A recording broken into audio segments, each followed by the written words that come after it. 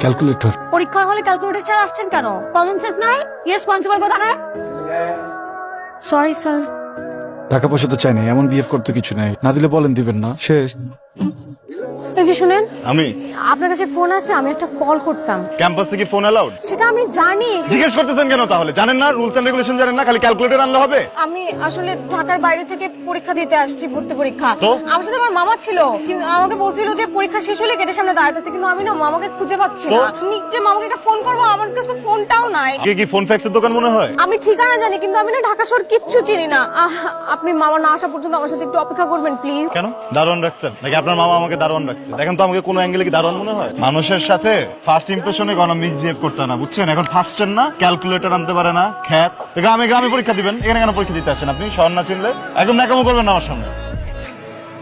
কি ব্যাপার, আপনি কান্না করতেছেন কেন? দেখেন আমি বলতেছি আপনি না কান্না করুন না প্লিজ। আমি এখন মাইর খাবো, পাবলিক ইউনিভার্সিটি না, মানুষ ভাবে আমি উল্টাপাল্টা কিছু করতেছি। আমার ভুল হয়ে গেছে, সরি। আপনি আসেন, আমি দাঁড়াবো আপনার জন্য। আসেন, আমি চকলেট খাবো আপনার, আসেন, চাও খাওয়াবো।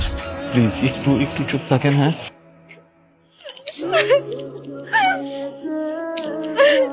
এর জন্য আমি ঢাকা আসতে চাই না। ঢাকার মানুষজন একদম ভালো না, কোনো মায়া নাই, দয়া নাই, নিষ্ঠুর মানুষজন। আপনি যখন পেটে ছিলেন আপনার আম্মুর, তখন কি নারী ভুজির ভিতরে পেঁচাই গেছিলেন? আপনার মনে তো প্যাচ কেন? চিনি যে বাদাম ছিল আপনাকে দিতেছি, আইসক্রিম খাওয়াইলাম, এগুলোতে আপনার চোখে পড়ে না? আর কি করলে আপনার মন ভরবে বলেন আপনি আমাকে? সকালবেলা না মামা ওই দোকানটা থেকে এক কাপ চা এনে খাওয়াইছিল, তো মজা। জান না, এক কাপ চা নিয়ে আসে। গ্রাম থেকে আসছেন না, একদম পরিচয় দিয়ে দিচ্ছেন, ন্যূনতম ম্যানার নেই। খ্যাত, আপনার কোনো আইডিয়া আছে আপনি কার সাথে কথা বলতেছেন? ব্রিটিশ আমলে আমার বড় আব্বা উপাধি পাইছিলেন খান বাহাদুর। আমার গোষ্ঠীতে তো কেউ চা আনে না কারোর জন্য। আমার আব্বার কোনো পরিচয় নাই থাকতে পারে, সরকার বংশের ছেলে আমরা, বুঝছেন না? যেন আপনাকে আমি মাফ করে দিলাম। আমার দাদা খান বাহাদুর হামিদ সাহেব যদি বেঁচে থাকতেন, সরি বড় আব্বা, উনি আপনাকে ছুলে চড়াইতেন।